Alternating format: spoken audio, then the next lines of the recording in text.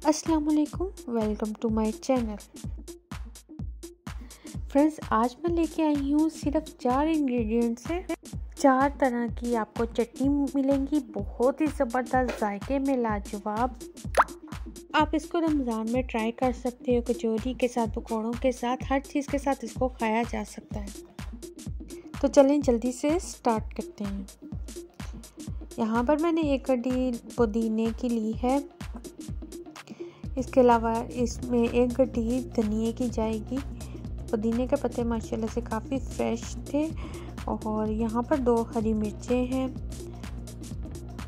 1 teaspoon ज़ीरा, 1 teaspoon कुटी हुई लाल मिर्च, अनारदाना 1 टेबलस्पून, नमक 1 टीस्पून। इन सारी चीज़ों को इसमें डाल देंगे और ब्लेंड कर लेंगे। पानी की ज़रूरत हो तो आप डाल सकते हो।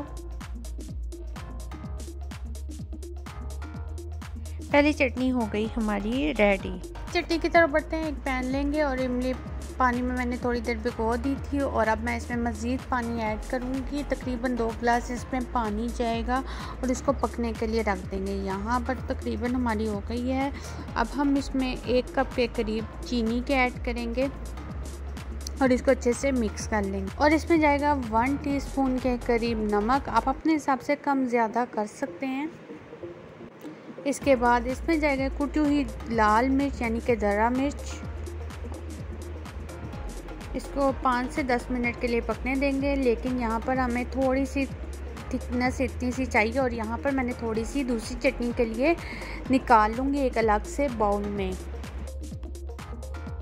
10 to 12 टेबलस्पून के करीब हम इसमें से चटनी लेंगे इमली की, जो कि दूसरी सॉस में ऐड होगी। बाकी चटनी को हम गाढ़ा कर लेंगे। यहाँ पर गाढ़ी हो गई है। ये वाली इमली की चटनी हमारी तैयार है। नेक्स्ट चटनी की तरफ बढ़ते हैं। एक बाउल लेंगे और उसमें 4 टेबलस्पून केचप के लेंगे, 5 to 6 टेबलस्पून इमली के जाएंगे। और यहाँ पर धनिया पुदीने की जो चटनी बनाई थी वो लेंगे।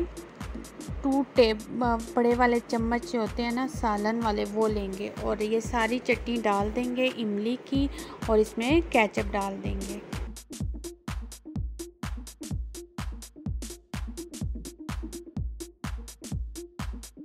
अब इसको अच्छे से मिक्स कर लेंगे।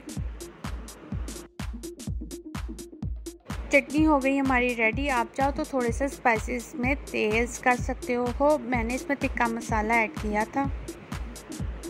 लास्ट चटनी की तरफ बढ़ते हैं। यहाँ पर मुझे 3 टेबलस्पून चिली गार्लिक चाहिए होंगी, इमली का पल्प चाहिए होगा 2 टेबलस्पून और धनिया पुदीने की चटनी है यहाँ पर 4 टेबलस्पून। अब इन सब चीज़ों को मिक्स कर लेंगे।